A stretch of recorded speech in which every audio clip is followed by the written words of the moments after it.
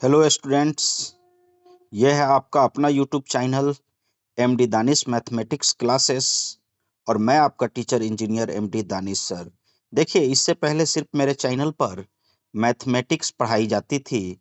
अब इस चैनल पर मैथमेटिक्स के साथ साथ साइंस भी पढ़ाया जाएगा ताकि बच्चों को बोर्ड का एग्जाम आसान हो जाए और चैप्टर बाय चैप्टर चैप्टर को इतना आसान बनाकर पढ़ाया जाएगा ताकि बच्चे आसानी से चैप्टर को समझ सके और चैप्टर को डील कर सके।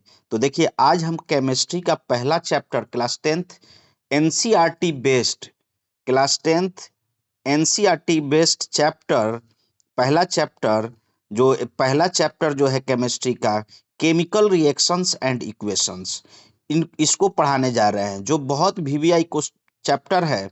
और इस चैप्टर को समझना है, इसमें केमिकल रिएक्शंस कैसे बनते हैं ये समझना है, केमिकल इक्वेशंस कैसे बनते हैं ये समझना है, chemical types of chemical reaction समझना है, और इस चैप्टर में केमिकल इक्वेशंस कैसे बैलेंस किया जाएगा ये भी बताया जाएगा। और इस आधार पर एनसीईआरटी का क्वेश्चन और जो भी मतलब बोर्ड बेस्ड चैप्टर है, किताब है, उनका क्वेश्चंस किया जाएगा और मतलब प्रैक्टिस कराया जाएगा ताकि बच्चों का साइंस भी अच्छा हो सके। तो देखिए, आज हम चालू करने जा रहे हैं class tenth NCERT chemistry, science में chemistry, chemical reactions and equations. देखिए, यह एनसीईआरटी बेस्ड होगा। यह चैप्टर बोर्ड के लिए सबसे इम्पोर्टेंट चैप्टर है।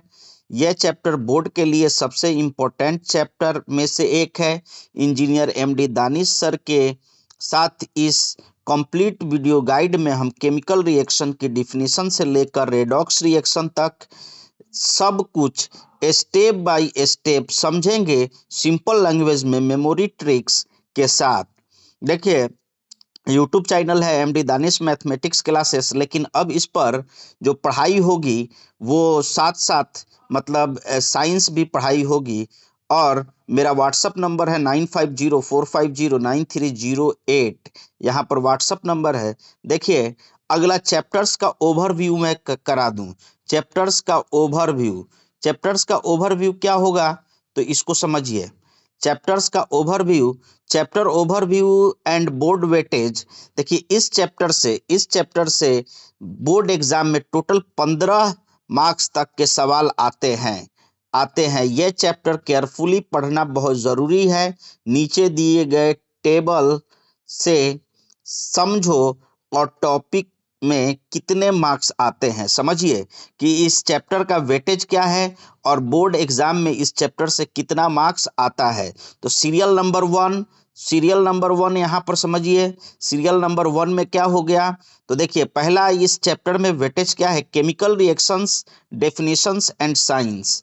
मतलब कि केमिकल रिएक्शंस का डिफिनेशन क्या होगा, साइन क्या होगा। देखिए, और डिफिनेशन के साथ साथ उनका साइन जो होगा, चिन्ह जो होगा, उसके बारे में पढ़ेंगे। ये इसका वेटेज मार्क्स में 2 मार्क्स है। और केमिकल बैलेंसिंग केमिकल इक्वेशंस जो होगा, केमिकल इक्वेशन को बैलेंस करना, ये बोर्ड में 3 मार्क्स में पूछता है। सीबीएसई 3 मार्क्स में पूछता है। देखिए, type of reactions, 5 main types, 5 marks में पूछा जाता है बोर्ड में। देखिए, 5 मार्क्स में ये पूछा जाता है types of reactions, redox reaction 4 number, redox reaction जो है, ये रेडॉक्स रिएक्शन बहुत इंपॉर्टेंट है। इसमें ऑक्सीडेशन रिडक्शन भी आता है। ऑक्सीडेशन का मतलब एडिशन ऑफ ऑक्सीजन, किसी भी पदार्थ के साथ एडिशन ऑफ ऑक्सीजन और रिमूवल ऑफ हाइड्रोजन को ऑक्सीडेशन बोलते हैं। जस्ट ऑक्सीडेशन का उल्टा रिडक्शन होता है। और ये दोनों रिएक्शंस को रेडॉक्स रिएक्शन कहते हैं। और रेडॉक्स रिएक्शन किसी भी अभिक्रिया में साथ साथ होती है। अब देखिए, कोरोशन एंड रैंसिटी, ये ऑक्सीडेशन रिडक्शन 3 मार्क्स में पूछता है। ऑक्सीडेशन रिडक्शन रेडॉक्स रिएक्शन जो है 3 मार्क्स में पूछेगा। और 5 नंबर कोरोशन रैंसिडिटी, ये 2 मार्क्स में पूछता है। Reactions, definitions and sign. देखिए, यहाँ पर बार ग्राफ से समझिए टॉपिक को। Reactions, definitions and sign 2 marks में। बाइलेंसिंग इक्वेशन आपको 3 मार्क्स में पूछेगा। और टाइप्स ऑफ रिएक्शन आपको 5 मार्क्स में पूछेगा। और रेडॉक्स रिएक्शंस जिसमें ऑक्सीडेशन और रिडक्शन होगा 3 मार्क्स में। और कोरोशन एंड रेंसिडिटी 2 मार्क्स में पूछा जाता है। यही टिप है, यही तरीका है। अब देखिए टिप क्या है दानिश सर का। Danish sir tips, types of reaction 5 marks सबसे इंपॉर्टेंट टॉपिक है। इसे सबसे पहले और सबसे ज्यादा प्रैक्टिस करो। देखिए आपको क्या करना है कि टाइप्स ऑफ रिएक्शंस को सबसे पहले आपको क्या करना है, सबसे इंपॉर्टेंट है जो 5 मार्क्स में पूछा जाता है उसकी प्रैक्टिस करिए। इससे पहले और सबसे ज्यादा प्रैक्टिस कर लो। देखिए उसके बाद टॉपिक वन में chemical reaction and its sign. Chemical reactions and its sign. देखिए chemical reaction and its sign में इसको समझिए। Chemical reaction and its sign, chemical reaction का डेफिनेशन क्या होता है? A process in which new substances with new property are formed। मतलब कि वो प्रोसेस जिससे एक नया सब्सटेंस नया प्रॉपर्टी में के साथ फॉर्म करता है, बनता है, तो इस प्रोसेस को हम लोग केमिकल प्रोसेस करते हैं। केमिकल प्रोसेस को फिर से एक बार सुन लीजिए। देखिए केमिकल प्रोसेस का मतलब हुआ कि अगर देखिए a process in which new substances with new property are form. मतलब वो प्रोसेस जिसमें नया सब्सटेंस नया प्रॉपर्टी के साथ बने उसे हम लोग केमिकल प्रोसेस कहते हैं। देखिए केमिकल प्रोसेस का डिफिनीशन यहाँ पर है। और देखिए हिंदी में जब बोलेंगे इसको तो बोलेंगे ऐसे, जब सब्सटेंस मिलकर नया प्रॉपर्टी वाला नया प्रोडक्ट बनाता है, प्रॉपर्टीज वाला नया प्रोडक्ट बनाते हैं, तो हम उसे क्या कहते हैं, तो हम उसे बनाते हैं तो उसे केमिकल रिएक्शंस कहते हैं। जब कोई सब्सटेंस जब अकेला या और किसी सब्सटेंस से मिलकर नया प्रॉपर्टी वाला अगर प्रोडक्ट बनाता है तो उसको केमिकल रिएक्शंस कहते हैं। तो केमिकल रिएक्शंस का आप डिफिनीशन अगर इंग्लिश मीडियम में होंगे तो लिखेंगे process in which new substance with new property are form is known as chemical reactions. और हिंदी में अगर लिखेंगे तो जब सब्सटेंसेज मिलकर नए प्रॉपर्टी वाले न्यू सब्सटेंस बनाते हैं तो उसे केमिकल रिएक्शंस कहते हैं। केमिकल रिएक्शंस के बोर्ड एग्जाम में फोर इंपोर्टेंट साइन से पहचाना जाता है। केमिकल रिएक्शंस को बोर्ड एग्जाम में 4 इंपोर्टेंट साइंस से पहचाना जाता है। ये साइंस आपके 2 मार्क्स क्वेश्चन में डायरेक्ट पूछे जाते हैं, इसलिए इन्हें याद कर लो। देखिए आपको याद कर लेना है कि केमिकल रिएक्शंस जो होता है उसका साइन 4 मार्क्स में पूछा जाता है। 4 इंपोर्टेंट साइन पूछा जाता है जो 2 मार्क्स में पूछा जाता है, उसको आप डायरेक्ट याद कर लीजिए। देखिए साइन क्या होगा? टेम्परेचर का साइन देख लीजिए। अगर ऐसा है तो टेम्परेचर का साइन, देखिए टेम्परेचर का साइन ऐसा होगा। ये है टेम्परेचर का साइन। हल्की नीली हीट निकलना ये वाला साइन जो है आपका टेम्परेचर का है। हीट निकलना, एक्सोथर्मिक हीट सोखना। एक्सोथर्मिक देखिए हीट निकलना या हीट सोखना दो प्रॉपर्टी होता है। टेम्परेचर चेंज में आ जाइए। टेम्परेचर चेंज में देखिए 2 चीज होता है, या तो रिएक्शन इंडोथर्मिक होगा या तो एक्सोथर्मिक होगा। अगर कोई केमिकल रिएक्शंस हो रहा है, टेम्परेचर चेंज हो रहा है, अगर कोई केमिकल रिएक्शंस हो रहा है तो केमिकल रिएक्शंस में याद रखेंगे कि अगर कोई केमिकल रिएक्शंस होगा तो अगर हीट निकलेगा तो एक्सोथर्मिक, अगर हीट निकलेगा तो एक्सोथर्मिक रिएक्शन, हीट निकलना। अगर कोई रिएक्शन कराने के लिए हीट देना पड़ेगा या हीट सोखेगा, मतलब पहले गर्म था फिर बाद में ठंडा हो गया, अगर इस तरह से हीट सोख लेता है तो वो इंडोथर्मिक रिएक्शन, अगर किसी रिएक्शन केमिकल रिएक्शन कराने के लिए हीट देना पड़ता है तो वो इंडोथर्मिक रिएक्शन है। अगर कोई रिएक्शन होने के बाद हीट निकलता है तो एक्सोथर्मिक रिएक्शन कहलाता है। देखिए गैस, इवोल्यूशन ऑफ गैस, ये साइन है इवोल्यूशन ऑफ गैस का, ये अपर तीर का जो निशान है इवोल्यूशन ऑफ गैस का, ये साइन है। अगर कोई केमिकल रिएक्शन होता है तो उसमें से गैस भी निकलते हैं, बबल या फिजिंग दिखना, गैस प्रोड्यूस होती है रिएक्शन में। किसी भी केमिकल रिएक्शन में क्या हो सकता है, या तो वो केमिकल रिएक्शन में टेम्परेचर चेंज हो जाएगा, तो टेम्परेचर चेंज होगा तो इंडोथर्मिक और एक्सोथर्मिक होगा, या उसमें से कोई गैस निकलेगा, तो गैस निकलेगा तो इसको बोलेंगे evolution of gas.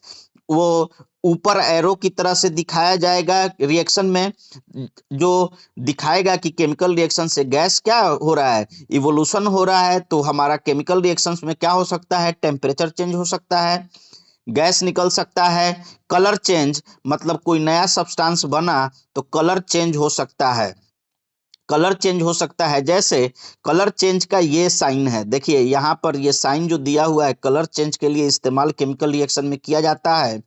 Iron nail का रंग कॉपर सल्फेट में बदल जाता है ब्लू से ग्रीन। आयरन नेल को जब आप कॉपर सल्फेट के विलियन में रखेंगे, कलर चेंज वाला पॉइंट देखिए, कलर चेंज वाला पॉइंट में जब आयरन नेल के रंग को कॉपर सल्फेट में रखेंगे, कॉपर सल्फेट के सॉल्यूशन में रखेंगे आयरन नेल को, तो वो मोटा हो जाएगा, मोटा होकर उसका रंग जो हो जाएगा तो वो बना लेगा आयरन सल्फेट, और आयरन सल्फेट ब्लू से ग्रीन हो जाएगा। मतलब पहले जब कॉपर सल्फेट था तो वो ब्लू था, अब वो क्या हो जाएगा, ग्रीन रंग हो जाएगा। प्रिसिपिटेट, देखिए प्रिसिपिटेट का मतलब कोई चीज नीचे जम जाना, जैसे कोई चीज सॉलिड पदार्थ जो है नीचे बैठ जाना, वो प्रिसिपिटेट कहलाता है। और जैसे गैस इवोल्यूशन का तीर ऊपर होता है गैस इवोल्यूशन का, उसी तरह प्रिसिपिटेट का साइन नीचे की तरफ डाउनवर्ड एरो होता है। डाउनवर्ड, देखिए यहाँ पर डाउनवर्ड एरो है, इस तरह से डाउनवर्ड एरो होगा, इसका मतलब कि रिएक्शन में, केमिकल रिएक्शन में प्रिसिपिटेट कर रहा है कोई चीज। मतलब कि केमिकल रिएक्शंस में प्रिसिपिटेट करने का मतलब कि कोई चीज जो है नीचे पेनी में बैठ जा रहा है, बॉटम में बैठ जा रहा है। एक सॉलिड पदार्थ बनता है जो पानी में नहीं घुलता या प्रिसिपिटेट हो जाता है। मतलब कोई चीज अगर केमिकल रिएक्शन हुआ, कोई चीज नीचे बैठ गया पेनी में, तो उसको प्रिसिपिटेट कहेंगे। अब देखिए दूसरा टॉपिक आता है balancing chemical equations. Chemical equation को बैलेंस करना, तो देखिए ये लॉ ऑफ कंजर्वेशन ऑफ मास पर किया जाता है। केमिकल इक्वेशन बैलेंस करना ये कैसे होता है, law of conservation of mass. देखिए law of conservation of mass क्या कहता है, एकदम atoms are neither created not destroy. Atom ना ही क्या होता है, क्रिएट होता है, ना ही डिस्ट्रॉय होता है। Law of conservation of mass कहता है atom are neither created not destroy, ना ही एटम को हम लोग बना सकते हैं, ना ही डिस्ट्रॉय कर सकते हैं, ना ही उसे मतलब कि बर्बाद नाश कर सकते हैं, सिर्फ रीअरेंज होते हैं। मतलब इसका मतलब हुआ लॉ ऑफ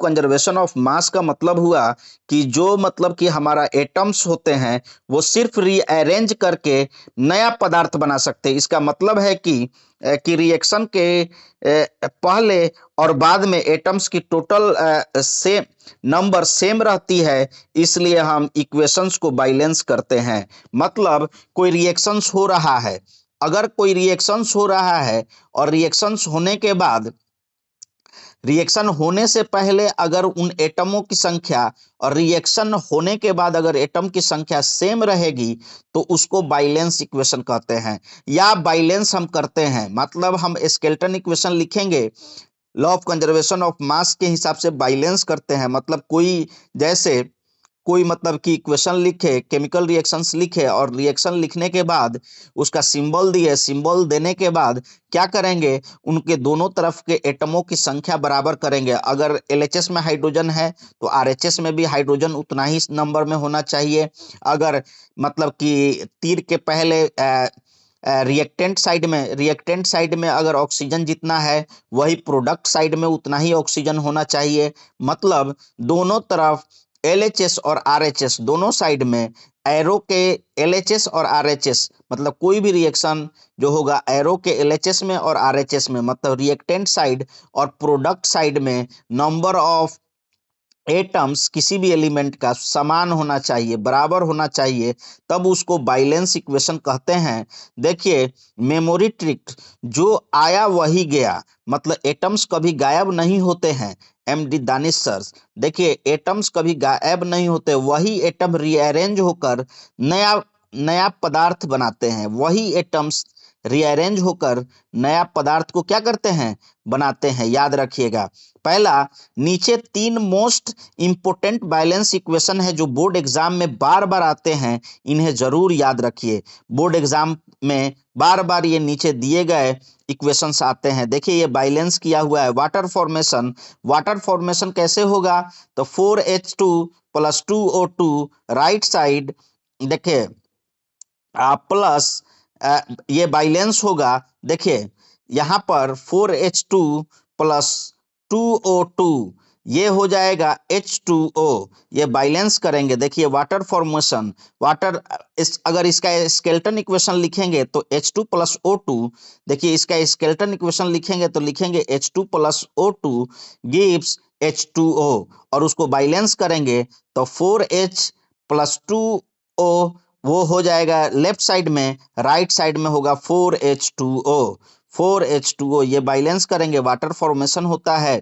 और आयरन और hydrochloric acid, iron displace hydrogen from acid, एक डिस्प्लेसमेंट रिएक्शन होता है। देखिए डिस्प्लेसमेंट रिएक्शन, एक नंबर में वाटर फॉर्मेशन, दूसरे नंबर में वाटर फॉर्मेशन कब होगा, जब 4 हाइड्रोजन 2 ऑक्सीजन मिलेंगे तो वाटर का फॉर्मेशन होगा। कितना मॉलिक्यूल, तो वाटर का 4 मॉलिक्यूल बनेगा, वाटर का 4 मॉलिक्यूल बनेगा। देखिए और 2 नंबर में iron, iron and hydrochloric acid, iron जो होता है इलेक्ट्रोपॉजिटिव एलिमेंट होता है, और इलेक्ट्रोपॉजिटिव एलिमेंट अपने से कम इलेक्ट्रोपॉजिटिव को क्या करते हैं, उसके सॉल्ट में से उसके सॉल्यूशन से उसको रिप्लेस कर देते हैं। यहाँ पर क्या करेगा, आयरन जो है डिस्प्लेस करेगा हाइड्रोजन को एसिड से, तो इसको बोलेंगे डिस्प्लेसमेंट रिएक्शन।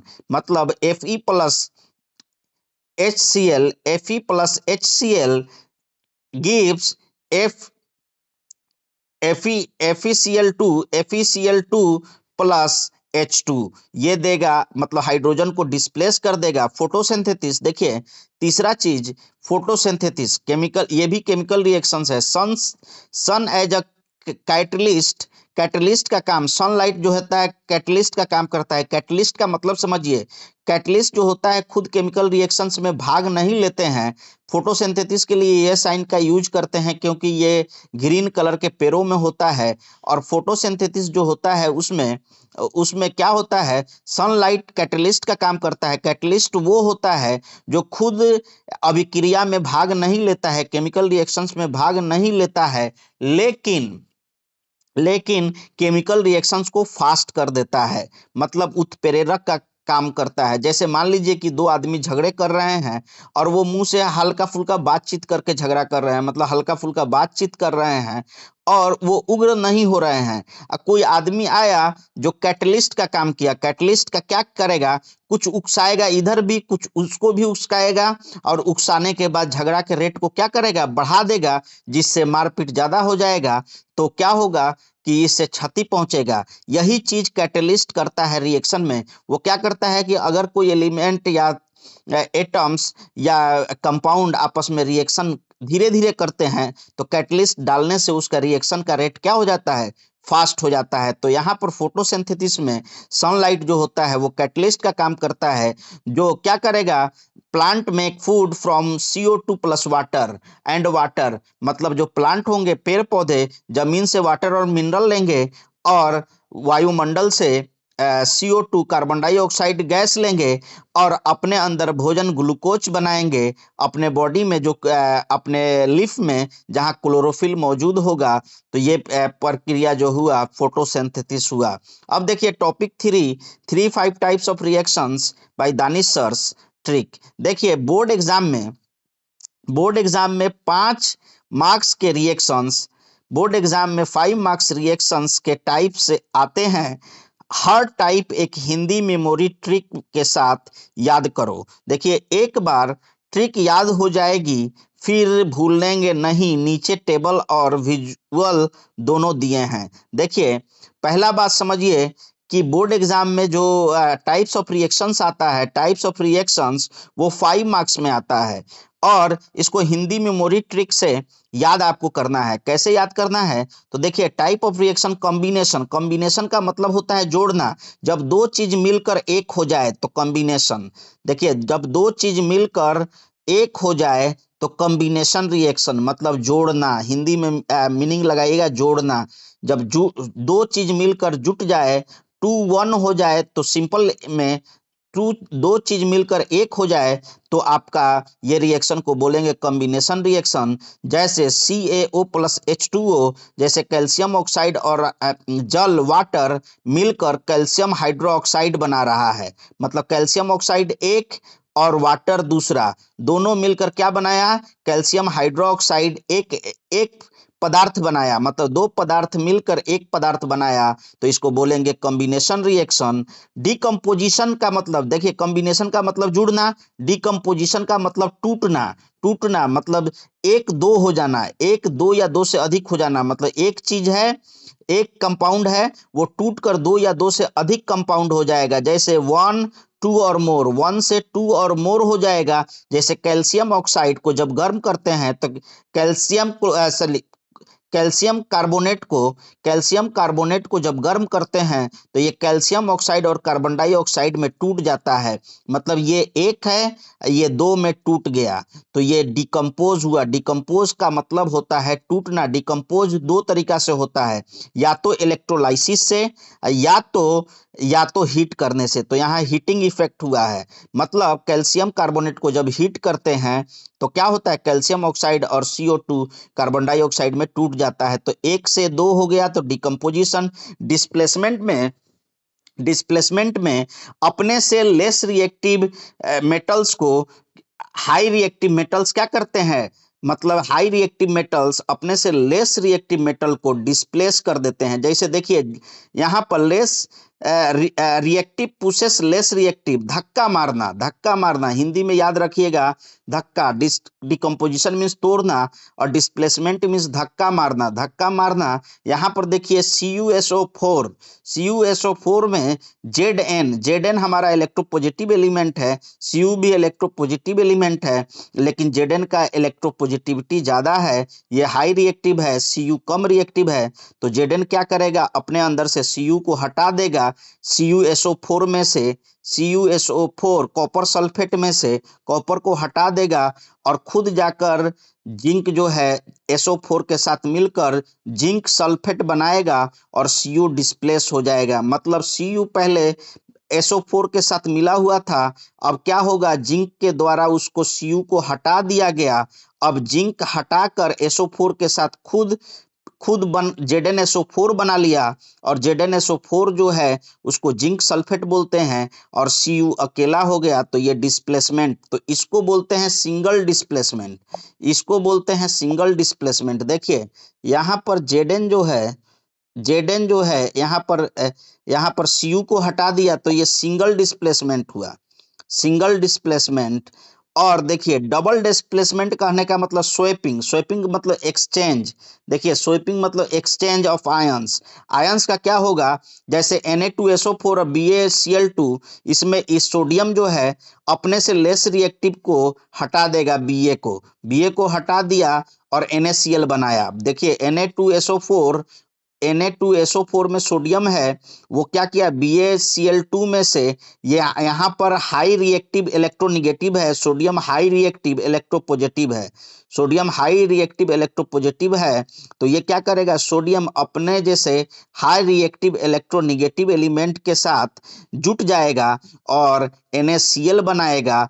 और देखिए, Na इसके इस आयन के साथ Na आ गया, BaCl जो है वो SO4 के साथ आ गया तो BaSO4 बनाया, NaCl बनाया। तो देखिए, इस तरह से बैलेंस भी कर दिया। Redox reaction oil ring oxidation reduction together. देखिए ऑक्सीडेशन रिडक्शन क्या होता है, साथ होता है।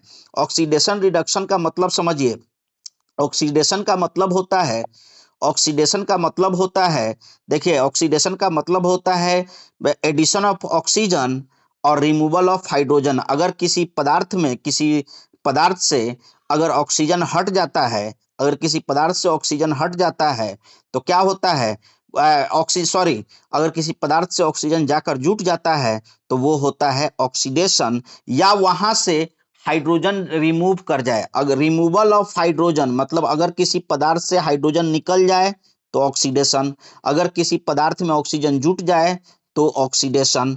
अगर ऑक्सीडेशन का उल्टा रिडक्शन, ऑक्सीडेशन का उल्टा रिडक्शन होता है। रिडक्शन में क्या होगा, एडिशन ऑफ हाइड्रोजन और रिमूवल ऑफ ऑक्सीजन। मतलब अगर किसी पदार्थ में जाकर हाइड्रोजन जुट जाता है तो रिडक्शन हुआ, रिडक्शन हुआ और ऑक्सीजन, या तो उससे ऑक्सीजन निकल जाए, और ये दोनों अभिक्रिया एक साथ होती है। रिडक्शन, एक पदार्थ दूसरे पदार्थ को ऑक्सीडाइज्ड करता है तो दूसरा रिड्यूस करता है। मतलब एक, अगर अगर यहाँ पर CuSO4 है, H2O है, देखिए CuO है, कॉपर सल्फेट है और H2 है, तो यहाँ पर क्या कर रहा है, CuO में यहाँ पर O लगा हुआ है, देखिए CuO, तो O को डिस्प्लेस कर रहा है हाइड्रोजन, मतलब O को हटा दे रहा है। मतलब इस पदार्थ का क्या हुआ, इससे ऑक्सीजन हट गया, तो ऑक्सीजन इससे हट गया Cu से, तो इसका रिडक्शन हुआ और हाइड्रोजन में ऑक्सीजन जाकर जुट गया। हाइड्रोजन में ऑक्सीजन जाकर जुट गया, जल बनाया, तो यहाँ पर हाइड्रोजन का क्या हुआ, हाइड्रोजन का ऑक्सीडेशन हो गया। तो देखिए H के साथ, हाइड्रोजन के साथ इसका ऑक्सीजन चला गया तो ये ऑक्सीडेशन हाइड्रोजन का हो गया, और CuO का रिडक्शन हो गया क्योंकि उसमें से ऑक्सीजन निकल गया। अब देखिए जोड़ना, यहाँ पर समझिए, यहाँ पर जोड़ना, कॉम्बिनेशन, जोड़ना, कॉम्बिनेशन रिएक्शन का मतलब होता है जोड़ना। अगर दो चीज मिलकर एक बन जाए तो कॉम्बिनेशन रिएक्शन, एलिमेंट कंबाइन करते हैं, एक प्रोडक्ट बनाते हैं। अगर दो एलिमेंट्स मिलकर एक कंपाउंड बना दे तो हमारा मतलब कॉम्बिनेशन रिएक्शन। डिकम्पोजिशन में मतलब एक बड़ा सा मॉलिक्यूलर वेट वाला छोटे छोटे मॉलिक्यूल में बदल जाए तो वो हमारा डिकम्पोजिशन रिएक्शन। डिकम्पोजिशन का मतलब तोड़ना, कॉम्बिनेशन का मतलब जोड़ना, और डिकम्पोजिशन का मतलब तोड़ना। मतलब अगर कोई बड़ा चीज है, बड़ा मॉलिक्यूलर फॉर्मूला वाला अगर कोई बड़ा कंपाउंड है, वो टूटकर छोटे छोटे मॉलिक्यूल वाला कंपाउंड में अगर बदल जाता है तो वो डिकम्पोजिशन होगा। अब देखिए डिकम्पोजिशन दो तरीका से होता है, या तो इलेक्ट्रोलाइसिस के द्वारा या तो हीट करने के द्वारा। अब देखिए डिस्प्लेसमेंट में क्या होगा, एक हाई रिएक्टिव एलिमेंट अपने से लो रिएक्टिव एलिमेंट को रिमूव कर देगा उसके जगह से, तो क्या होगा, वो डिस्प्लेसमेंट रिएक्शन कहलाएगा। मतलब एक हाई रिएक्टिव इलेक्ट्रोपॉजिटिव एलिमेंट किसी लो रिएक्टिव इलेक्ट्रोपॉजिटिव एलिमेंट को उसके सॉल्ट से रिमूव कर देगा, तो उसको हम बोलेंगे डिस्प्लेसमेंट रिएक्शन या धक्का मारना। स्वैपिंग मतलब इसका आयन उसके साथ चला जाएगा, उसका आयन इसके साथ, मतलब यहाँ पर आयनों का मतलब एक्सचेंज होगा। मतलब एक स्वैपिंग होगा, मतलब एक का फर्स्ट कंपाउंड का पॉजिटिव दूसरे के निगेटिव के साथ चला जाएगा, दूसरा का पॉजिटिव इलेक्ट्रोपॉजिटिव पहला के निगेटिव के साथ चला जाएगा, तो उसको बोलते हैं हम लोग डबल डिस्प्लेसमेंट। डबल डिस्प्लेसमेंट अक्सर जो होता है वो एसिड बेस सॉल्ट में होता है। एसिड बेस सॉल्ट जो रिएक्शन होता है वो डबल डिस्प्लेसमेंट रिएक्शन ही होता है। देखिए double displacement reaction acid base salt होता है, ये आप अच्छे से समझ गए। प्रिसिपिटेशन रिएक्शन भी आपका डबल डिस्प्लेसमेंट रिएक्शन में ही आता है। Oil rig redox reaction, reduction plus oxidation plus reduction साथ साथ होती है। एक ही केमिकल रिएक्शन में ऑक्सीडेशन और रिडक्शन दोनों होता है, एक ही केमिकल रिएक्शन में ऑक्सीडेशन और रिडक्शन दोनों होता है, याद रखिएगा। ऑक्सीडेशन रिडक्शन को बोलते हैं redox reaction. Topic 4, oxidation reduction को बोलते हैं रेडॉक्स रिएक्शन। रेडॉक्स रिएक्शन देखिए, रेडॉक्स रिएक्शन किसे बोलते हैं? रेडॉक्स रिएक्शन को समझने का सबसे आसान तरीका है oil rig trick globally use होते हैं और बोर्ड एग्जाम में बहुत काम आते हैं। ऑक्सीडेशन और रिडक्शन हमेशा साथ साथ होता है। ऑक्सीडेशन रिएक्शन और रिडक्शन रिएक्शन हमेशा क्या होता है? साथ साथ होता है। एक के बिना दूसरा नहीं हो सकता है। अगर पहला होगा तभी दूसरा होगा। ऑक्सीडेशन और रिडक्शन एक ही केमिकल इक्वेशन में होता है और ऑक्सीडेशन रिडक्शन रिएक्शन को रेडॉक्स रिएक्शन कहते हैं। देखिए, ऑयल ऑक्सीडेशन इज लॉस। देखिए, ऑयल में क्या होगा? ऑक्सीडेशन का लॉस होगा, लॉस ऑफ हाइड्रोजन होना, लॉस ऑक्सीडेशन। देखिए, oil oxidation is loss, oxidation हट गया, और लॉस ऑफ हाइड्रोजन होना, गेन ऑफ ऑक्सीजन होना, यह ऑक्सीडेशन कहलाएगा। अगर कहीं हाइड्रोजन लॉस हो जा रहा है, निकल जा रहा है, और ऑक्सीजन ऐड हो जा रहा है, तो वो हमारा कहलाएगा ऑक्सीडेशन। जब सब्सटेंस ऑक्सीडाइज होते हैं तो उसको बोलते हैं ऑक्सीडेशन। और जो सब्सटेंस किसी दूसरे सब्सटेंस को ऑक्सीडाइज करता है उसको रिड्यूसिंग एजेंट बोलते हैं। देखिए, ऑक्सीडाइजिंग एजेंट बोलते हैं। जैसे कोई सब्सटेंस किसी दूसरे सब्सटेंस को रिड्यूस करता है तो उसको ऑक्सीडाइजिंग एजेंट, और कोई सब्सटेंस दूसरे सब्सटेंस को ऑक्सीडाइज करता है तो उसको रिड्यूसिंग एजेंट बोलते हैं। RIG reduction in gain, RIG reduction in gain, gain of hydrogen, hydrogen का गेन होना, रिडक्शन इन गेन। देखिए, लॉस ऑफ ऑक्सीजन, ऑक्सीजन का लॉस होना। देखिए, इसमें RIG में क्या होगा? रिडक्शन इन गेन में गेन ऑफ हाइड्रोजन, हाइड्रोजन का ऐड होना, लॉस ऑफ ऑक्सीजन, ऑक्सीजन का लॉस होगा, और जो सब्सटेंस रिड्यूस होगा वो ऑक्सीडाइजिंग एजेंट कहलाएगा। जिसका रिडक्शन होगा वो ऑक्सीडाइजिंग एजेंट कहलाएगा। एग्जाम्पल CU, देखिए CuO plus H2, CuO plus H2। देखिए, CuO के साथ O था, इसमें CuO में O था कॉपर के साथ, यहाँ कॉपर में से O हट गया, तो इसका मतलब यहाँ पर कॉपर में ऑक्सीजन का मतलब कि कॉपर में से ऑक्सीजन हट गया, डिस्प्लेस हो गया हाइड्रोजन के साथ ये मतलब कि चला गया ऑक्सीजन। तो इसका मतलब यहाँ पर रिडक्शन हुआ, किसका रिडक्शन हुआ? कॉपर का रिडक्शन हुआ। तो ये कॉपर का रिडक्शन हुआ, किसने किया? तो हाइड्रोजन किया। तो हाइड्रोजन जो है ऑक्सीडाइजिंग एजेंट, रिड्यूसिंग एजेंट है, ये रिड्यूसिंग एजेंट है। और ऑक्सीडेशन किसका हुआ? तो हाइड्रोजन का हुआ ऑक्सीडेशन, हाइड्रोजन का हुआ ऑक्सीडेशन, क्योंकि गेन किया है हाइड्रोजन। ऑक्सीजन को किसने लिया है? तो हाइड्रोजन ने लिया है ऑक्सीजन को। तो ऑक्सीजन का क्या हुआ? तो ऑक्सीजन का ऑक्सीडेशन हुआ। तो ऑक्सीडेशन जिसका होता है वो ऑक्सीडाइ रिड्यूसिंग एजेंट, जिसका रिडक्शन होता है जिसमें से ऑक्सीजन निकल जाता है वो हमारा ऑक्सीडाइजिंग एजेंट होता है। जैसे एग्जाम्पल, इस एग्जाम्पल को समझिए। इसमें एग्जाम्पल Cu में Cu ऑक्सीडाइज्ड होता है। देखिए, CuO में Cu ऑक्सीडाइज्ड होता है, Cu इज रिड्यूसिंग, मतलब Cu का रिड्यूस ऑक्सीडाइज हुआ, ऑक्सीडाइज CuO में Cu ऑक्सीडाइज्ड होता है, Cu is reducing agent, Cu क्या कहलाएगा? Reducing agent. जबकि CuAH2 में H2O में देखिए H2 क्या हुआ? H2 हमारा रिड्यूसिंग एजेंट है, रिड्यूसिंग एजेंट। ये Cu हमारा Cu इज ऑक्सीडाइ मतलब Cu का इसमें ऑक्सीडेशन हो रहा है। देखिए यहाँ पर Cu में Cu ऑक्सीडाइज्ड हो रहा है, तो Cu इज रिड्यूसिंग एजेंट यहाँ पर देखिए। और जो ऑक्सीडाइज्ड होता है वो रिड्यूसिंग एजेंट, जो क्योंकि जो दूसरे को रिड्यूस करता है।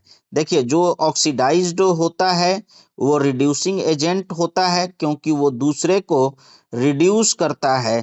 कंफ्यूज मत होना, एजेंट का नाम अपोजिट होता है। मतलब जिसका रिडक्शन होगा वो ऑक्सीडाइजिंग एजेंट, जिसका ऑक्सीडेशन होगा वो रिड्यूसिंग एजेंट। जैसे CuO प्लस H2 में Cu में से देखिए Cu इस रिएक्शन को देखिए, CuO plus H2, Cu H2O। इस रिएक्शन से समझिए ऑक्सीडेशन रिडक्शन। Cu में ऑक्सीजन है, ऑक्सीजन Cu से निकल के Cu अकेला हो गया, तो Cu का क्या हुआ, रिडक्शन हुआ, और H2 में ऑक्सीजन नहीं था, H2 के साथ ऑक्सीजन जाके मिल गया, H2O बना लिया, तो ये H का क्या हुआ, इस हाइड्रोजन का ऑक्सीडेशन हुआ। तो जिसका ऑक्सीडेशन हुआ वो रिड्यूसिंग एजेंट, और जिसका रिडक्शन हुआ, इसका रिडक्शन हुआ तो ये ऑक्सीडाइजिंग एजेंट। CuO इसका रिडक्शन हुआ तो ये ऑक्सीडाइजिंग एजेंट, इसका ऑक्सीडेशन हुआ तो ये रिड्यूसिंग एजेंट। देखिए यहाँ पर उसी बात को यहाँ पर लिखा हुआ है, इस रिएक्शन में Cu रिड्यूस होता है, Cu रिड्यूस होता है, ऑक्सीजन का लॉस करता है, ऑक्सीजन CuO में से ऑक्सीजन हट जाता है, तो Cu इज ऑक्सीडाइजिंग एजेंट। चूंकि CuO का रिडक्शन होता है तो जिसमें से ऑक्सीजन निकल जाएगा वह हमारा रिड्यूस होगा, तो इसमें CuO में ऑक्सीजन इससे निकल जाता है। देखिए इससे ऑक्सीजन निकल गया तो इसका रिडक्शन हुआ, जिसका रिडक्शन होता है वो ऑक्सीडाइजिंग एजेंट, और H2 में जाकर ऑक्सीजन ऐड हो जाता है, H2 में ऑक्सीजन ऐड हो जाता है, मतलब H2 का ऑक्सीडेशन हुआ, H2 का ऑक्सीडेशन हुआ तो ये रिड्यूसिंग एजेंट गेन करता है। देखिए तो H2 का ऑक्सीडेशन हुआ तो ये हमारा क्या हुआ, रिड्यूसिंग एजेंट। अब देखिए topic 5 corrosion and rancidity. Corrosion and rancidity, इसको समझिए, बहुत अच्छा है। कोरोशन का मतलब होता है जंग लगना, रस्टिंग। जैसे आयरन में, लोहा में जंग लग जाता है, इसको कोरोशन बोलेंगे। जैसे लोहा में जंग लग जाता है, जैसे ये टॉपिक 2 मार्क्स के आते हैं। देखिए ये टॉपिक 2 मार्क्स के आते हैं, लेकिन डिफिनीशन और प्रिवेंशन के क्वेश्चंस डायरेक्टली पूछे जाते हैं। दोनों के क्लियर अलग अलग समझो, बाद में स्टूडेंट कंफ्यूज हो जाता है। देखिए कोरोशन समझिए, जंग लगना, जब मेटल ऑक्सीजन से रिएक्शन करता है, जब आयरन ऑक्सीजन से रिएक्शन करता है तो कोरोशन होता है, जंग लग जाता है। मेटल्स के धीरे धीरे सरफेस पर खराब होना, मतलब अगर कोई मेटल पर धीरे धीरे दूसरा कुछ लग रहा है, जैसे ऑक्सीजन से मिलकर ऑक्सीडाइज्ड हो जा रहा है, या ऑक्सीजन या मॉइस्चर से मिल जा रहा है, तो वहाँ रस्टिंग होगा, तो ये हमारा क्या होगा, केमिकल रिएक्शन ऑफ रस्टिंग, यही हमारा क्या होगा, कोरोशन होगा, मतलब जंग लगना। देखिए प्रिवेंशन कैसे होगा, अगर जंग लगेगा तो कैसे प्रिवेंशन होगा, तो जैसे आपके घर में ग्रिल होगा, गेट होगा, लोहा का ग्रिल होगा, गेट होगा, ये सब जो लोहा के सामान होंगे, उन सबको हम लोग कैसे प्रिवेंशन करते हैं, बचाते कैसे हैं, या तो पेंटिंग कर देते हैं या गैल्वेनाइजेशन करते हैं। जैसे हम लोग का जो ये होता है, बर्तन होता है स्टील का, उस पर क्या करते हैं, जिंक कोटिंग कर देते हैं, नहीं, जिंक का कोटिंग या निकल का परत चढ़ा देते हैं, गैल्वेनाइज कर देते हैं, और जंग ना लगने के लिए तेल लगाते हैं, ग्रीस लगाते हैं, ताकि मतलब किसी चीज में जंग न लगे। ठीक है, ये चीज करते हैं तो इसको बोलते हैं कोरोशन। और दूसरा रैनसिडिटी मतलब खराब होना, जैसे फैट और ऑयल ऑक्सीडाइज्ड होकर खराब हो जाता है। जैसे कोई भी फैट है और ऑयल है, ऑक्सीडाइज्ड होकर क्या हो जाता है, खराब हो जाता है, स्मेल देता है, यह प्रोसेस रैनसिडिटी कहलाता है। जैसे हम लोग खाना लेते हैं तो खाना जब बनाते हैं तो वो क्या होता है, थोड़ा देर के बाद खराब हो जाता है, मतलब वो खाना जो है ऑक्सीजन से रिएक्शन करके धीरे धीरे खराब होने लगता है। जैसे ये प्रोसेस रैनसिडिटी कहलाता है। जैसे चिप के स्टॉल हो जाने स्टेल हो जाने का यही कारण है। जैसे चिप आप देखते होंगे, चिप्स देखते होंगे, तो चिप्स का क्या होता है, चिप्स का पैकेट फूला हुआ होता है, बैलून की तरह हवा भरा हुआ होता है, उसमें नाइट्रोजन गैस भर दिया जाता है, क्योंकि नाइट्रोजन के लेयर के अंदर वो चिप्स होगा और उसको ऑक्सीजन से संपर्क नहीं होगा तो वो खराब नहीं होगा, मतलब उसका टेम्पर जो होगा चिप्स का वो खराब नहीं होगा। आप देखते होंगे लेज उज का पैकेट होता है, तो लेज के पैकेट जो होता है वो फूला हुआ होता है, वो मतलब गुब्बारे की तरह भरा हुआ होता है, उसमें क्या नाइट्रोजन गैस भर दिया जाता है। कोई भी लेज चिप्स या कुरकुरे होता है उन सब में नाइट्रोजन गैस भर दिया जाता है, ताकि नाइट्रोजन का लेयर से वो भोजन का पदार्थ चारों तरफ से घिरा रहे और ऑक्सीजन का संपर्क टूट जाए तो क्या होगा, वो खराब नहीं होगा, उसका टेम्पर खराब नहीं होगा, वो उसका टेम्पर कम नहीं होगा, वो मुलायम नहीं होगा।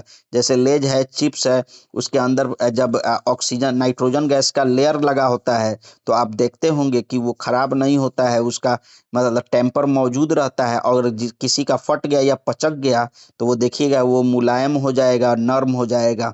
देखिए रेफ्रिजरेटर मतलब किसी चीज को प्रिवेंशन मेथड क्या है, मतलब रैनसिडिटी खाद्य पदार्थ के लिए होगा। रैनसिडिटी जो होगा, रैनसिडिटी ये खाद्य पदार्थ के लिए होगा, जो खाने पीने का चीज है उसको बचाने के लिए रैनसिडिटी, और कोरोशन से बचाने के लिए जो प्रिवेंशन करते हैं उस रस्टिंग करते हैं, प्रिवेंशन करते हैं। कोरोशन मतलब जंग लगना, और देखिए रैनसिडिटी मतलब खाने पीने की चीज को जो बचाते हैं। Refrigerator cold temperature oxidise slow कर देता है, मतलब हम लोग कोई भी चीज खाने पीने की चीज को रेफ्रिजरेटर में रखते हैं, जैसे दूध को फ्रिज में रखते हैं। फ्रिज मतलब उसका प्रोसेस है, लेकिन असल नाम फ्रिज का रेफ्रिजरेटर होता है। और रेफ्रिजरेटर में रखने से क्या होता है, टेम्परेचर ठंडा हो जाता है, टेम्परेचर लो हो जाता है, और ठंडा होने के कारण वहाँ पर कोई भी माइक्रो ऑर्गेनिज्म पैदा नहीं होता है, जिससे वो खाना खराब नहीं होता है। एयर टाइट कंटेनर हम लोग को मतलब प्रिवेंशन, खाना को रेंसिडिटी से बचाव के लिए क्या करते हैं, एयर टाइट कंटेनर रखते हैं। जैसे दवा ही होता है तो देखिए कोई कोई आई ड्रॉप हुआ या मतलब ईयर ड्रॉप हुआ तो उसमें डॉक्टर क्या कहता है कि एक्सपायरी डेट है, लेकिन अगर आपने सील उसका मतलब कि बॉटल खोल दिया, ओपन कर दिया, सील तोड़ दिया तो क्या होगा, सील तोड़ने के बाद उसका क्या होगा, 28 डेज में अपने आप खराब हो जाएगा। जब भी उसका मतलब ऑक्सीडाइ मतलब उसका डेट है, एक्सपायरी डेट बहुत है, लेकिन एक बार ओपन कर दिया उसको, इसको ढक्कन को खोल दिया तो वो क्या होगा, और 28 डेज के बाद अपने आप खराब हो जाता है, क्योंकि एयर लग जाता है।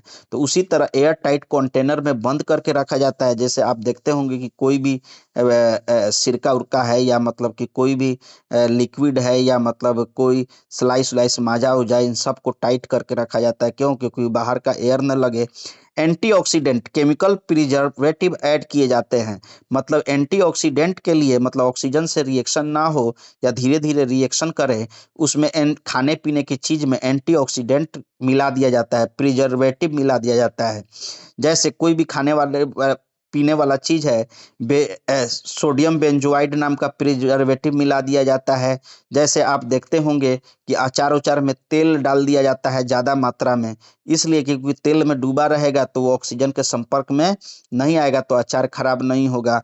तो खाने वाले चीज को केमिकल रिएक्शन से बचाने के लिए उसमें कोई दूसरा चीज मिला देते हैं, मिलाकर हम बचाते हैं। जैसे मेडिसिन है, मेडिसिन में एक्सपायरी डेट होता है, तो एक्सपायरी डेट होता है वो किस पर डिपेंड करता है, उसके अंदर जो प्रिजर्वेटिव मिला हुआ है, वो प्रिजर्वेटिव जितना दिन में खराब होगा वो मेडिसिन भी उतना ही दिन में खराब होगा। देखिए तो ये एंटीऑक्सीडेंट कहते हैं। जैसे ये प्रिजर्वेटिव ऊपर से मिला दिया जाता है, कोई चीज मिला देने से कोई चीज का मतलब कि खराब होने का जो अवधि है वो बढ़ जाता है, मतलब उसका लाइफ बढ़ गया। तो हम कोई केमिकल मिला दिए प्रिजर्वेटिव तो लाइफ बढ़ गया, तो उसको हम लोग बोलेंगे एंटीऑक्सीडेंट। एंटीऑक्सीडेंट देखिए डिफरेंस डिफरेंस ट्रिक, कोरोशन में मेटल खराब होता है, मतलब सॉलिड खराब होता है। डिफरेंस, कोरोशन में मेटल खराब होता है सॉलिड, और रेंसिडिटी में फूड और फैट खराब होते हैं। फूड खाने पीने वाला चीज खराब होता है, लिक्विड सॉलिड फूड आइटम दोनों में ऑक्सीडेशन होता है। मतलब कोई भी चीज का तब खराब होता है जब वो ऑक्सीजन से रिएक्शन करता है। देखिए वीवीआई क्वेश्चंस एग्जाम के लिए जरूर पढ़ो, ये एग्जाम के लिए जरूर पढ़ो। ये क्वेश्चन दानिश सर ने स्पेशली सिलेक्ट किए हैं। ये क्वेश्चन सीबीएसई, एनसीईआरटी और बिहार बोर्ड दोनों में फ्रीक्वेंटली आते हैं। वीडियो के एंड में इन्हें लिखते हुए सॉल्व करो। देखिए पहला क्वेश्चन है यहाँ पर समझिए, रेस्पिरेशन एक्सोथर्मिक क्यों है? रेस्पिरेशन एक्सोथर्मिक क्यों है? तो एक्सोथर्मिक देखिए, याद हमने कहा है कि एक्सोथर्मिक जो होता है उसको बोलते हैं, एक्सोथर्मिक उसको बोलते हैं, देखिए रेस्पिरेशन एक्सोथर्मिक क्यों है? तो एक्सोथर्मिक उसको बोलते हैं जिसमें हीट निकलता है। तो जब हम लोग सांस छोड़ते हैं तो गर्म हवा निकलती है, तो ये क्या होता है, और मतलब रेस्पिरेशन में ग्लूकोज जो होता है हमारे कोशिका में, हमारे सेल में जो भी मतलब जो हम भोजन लिए हैं, खाए हैं, एनर्जी बना है, सेल्स के अंदर ग्लूकोज गया है, वो ग्लूकोज क्या कार्बन डाइऑक्साइड और वाटर में टूटता है, तो यहाँ हीट प्रोड्यूस होता है। तो हीट प्रोड्यूस होने की वजह से ही आपका बॉडी का टेम्परेचर होता है। जो हमारा बॉडी टेम्परेचर क्यों होता है? क्योंकि इंटरसेलुलर रेस्पिरेशन होता है। रेस्पिरेशन में, इंटरसेलुलर रेस्पिरेशन में क्या होता है, जो हम खाए पिए हैं वो ग्लूकोज टूटता है किस में? एनर्जी में, एनर्जी एटीपी एनर्जी में, और कार्बन डाइऑक्साइड और H2O रिलीज होता है, तो वहां पर हीट एनर्जी पैदा होता है। ये केमिकल इक्वेशन है। ग्लूकोज ये है C6H12O6। जब ऑक्सीजन जाता है ब्लड के साथ तो वो उस सेल के अंदर ग्लूकोज को तोड़ देता है, कार्ब सी सी 6CO2 प्लस 6H2O में प्लस एनर्जी में तोड़ देता है। यही एनर्जी हीट एनर्जी है, और हीट जब निकला तो क्या हुआ, इन एक्सोथर्मिक रिएक्शन होता है। जब हीट निकलता है, हीट बढ़ गया, टेम्परेचर बढ़ गया, तो एक्सोथर्मिक, जैसे हम लोग का बॉडी गर्म होता है, क्यों? क्योंकि यही रिएक्शन हमारे सेल्स में होता रहता है। दूसरा, ऐश, मैग्नीशियम ऑक्साइड ऐश का कलर। तो ऐश का कलर क्या होता है? देखिए मैग्नीशियम ऑक्साइड ऐश का कलर, देखिए what is the colour of, देखिए what is the colour of magnesium oxide ash. देखिए मैग्नीशियम वाइट सफेद, जब मैग्नीशियम रिबन को जलाते हैं तो ब्राइट वाइट लाइट के साथ वाइट कलर ऐश बनती है। ऐश का मतलब राख होता है। देखिए magnesium oxide MgO plus MgO होती है। देखिए मैग्नीशियम रिबन का ये है, मैग्नीशियम उसमें होता है, ऑक्सीजन मिलता है तो मैग्नीशियम ऑक्साइड बनता है वाइट कलर का। अब देखिए यहाँ पर लीड, देखिए lead nitrate decomposition, lead nitrate को जब डिकम्पोज करते हैं, तोड़ते हैं, या तो गर्म करने, देखिए ये गर्म करने का साइन है, ये जो ट्रायंगल की तरह दिख रहा है ये गर्म करने का साइन यही है, मतलब हीट का साइन है, केमिकल रिएक्शन में हीट का साइन।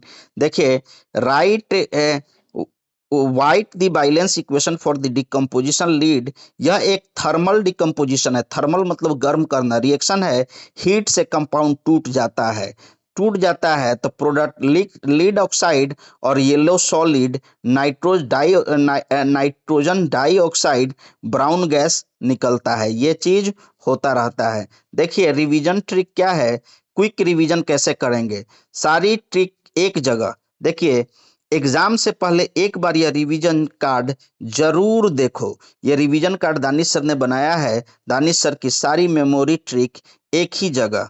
देखिए दानिश सर ने बनाया है इसको, तो पहला, एटम्स नहीं बनते हैं, नहीं टूटते हैं, सिर्फ रीअरेंज होते हैं, law of conservation of mass.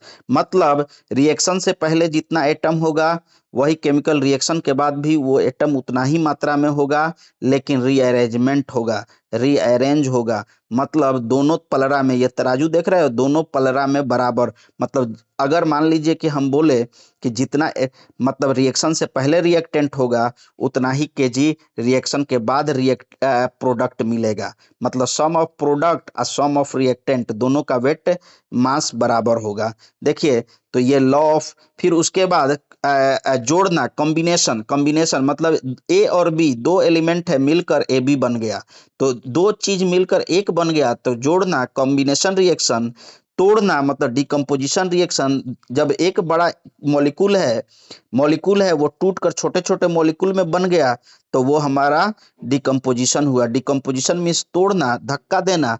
देखिए धक्का देना का मतलब डिस्प्लेसमेंट, अपना से कम लेस रिएक्टिव को अपने से हाई रिएक्टिव जो होगा, हाई रिएक्टिव एलिमेंट अपने से लेस रिएक्टिव एलिमेंट को उसके सॉल्ट से निकाल देता है। और खुद उसके जगह पर चला जाता है, वो हमारा डिस्प्लेसमेंट रिएक्शन कहलाता है। स्वैपिंग, स्वैपिंग का मतलब आयनों का एक्सचेंज होना, मतलब इसका पॉजिटिव उसके निगेटिव के साथ, उसका निगेटिव इसके पॉजिटिव के साथ चला जाएगा। Oil leak oxidation, oxidation is loss, reduction is gain, दोनों साथ साथ होती है, इसको रिडॉक्स रिएक्शन कहते हैं। टोटल 15 मार्क्स में आएगा। देखिए 15 मार्क्स इस चैप्टर से आएगा, जिसमें इस चैप्टर में 3 मार्क्स VBI क्वेश्चन जो है इस चैप्टर से बोर्ड में 3 मार्क्स।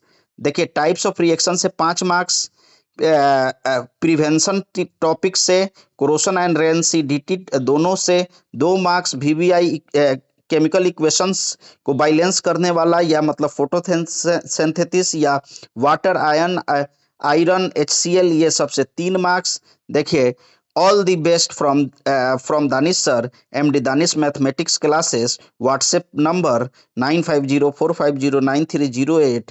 यह चैप्टर देखिए, यह complete chapter guide specially CBSE, NCERT और बिहार बोर्ड के स्टूडेंट के लिए तैयारी की गई है। और अगर आपने सारी मेमोरी ट्रिक याद कर ली, जोड़ना तोड़ना धक्का देना स्वैप ऑयल रिग, तो आप इस चैप्टर में फुल मार्क्स ला सकते हैं। देखिए चैप्टर दोबारा पढ़ो, NCERT की बुक से एक बार पूरा चैप्टर दोबारा पढ़ो, एग्जाम्पल पर ध्यान दो। देखिए एग्जाम्पल के द्वारा ही देना चाहिए, किसी भी चीज को समझना चाहिए, क्योंकि आज NCF कैरिकुलम 2005 जो नेशनल फ्रेमवर्क है वो क्या बताता है कि कोई भी चीज को रटो नहीं, भाषण में समझो नहीं, उसको मतलब कि डूइंग बाय वर्क या किसी एग्जाम्पल के द्वारा समझिए, मतलब जीवन संबंधी किसी लाइफ के द्वारा उस एग्जाम्पल से समझिए। देखिए इक्वेशन प्रैक्टिस करो, सारी बैलेंस इक्वेशंस खुद लिखे प्रैक्टिस करो, कॉपी में बार बार लिखो, मतलब इक्वेशन बैलेंस करना बार बार सीखिए। ये आपका मतलब लैंग्वेज ऑफ केमिस्ट्री खरीद लीजिए, वहाँ से कोई बुक लैंग्वेज ऑफ केमिस्ट्री किसी कंपनी का खरीद लीजिए, और वो मतलब कि बैलेंस वहाँ से बार बार कीजिए। आयन सबको, पॉजिटिव आयन, निगेटिव आयन, मतलब कि वो बेसिक रेडिकल, निगेटिव रेडिकल, ये सब याद कर लीजिए। VBI क्वेश्चन सॉल्व करो, इस वीडियो के 3 VBI क्वेश्चन खुद से सॉल्व करो, बिना देखे फिर चेक करो। देखिए शेयर करो दोस्तों से, इस PDF और वीडियो को अपने क्लासमेट के साथ व्हाट्सएप पर शेयर करो, साथ में पढ़ो, साथ में साथ सक्सेस करो। देखिए यहाँ पर मेहनत और समझ दोनों मिलेगी तो एग्ज़ाम मुश्किल नहीं होगा, मतलब मेहनत और समझ दोनों मिलेगी तो एग्ज़ाम मुश्किल नहीं होगा। बोर्ड में फुल मार्क्स लाना तुम्हारा हक है, इंजीनियर MD दानिश सर ने कहा है। देखिए PDF prepared by MD Danish mathematics classes, WhatsApp number 9504509308। Like कीजिए, शेयर कीजिए और सब्सक्राइब जरूर कीजिए। इसी के साथ इस वीडियो को मैं समाप्त करता हूँ। Thank you so much.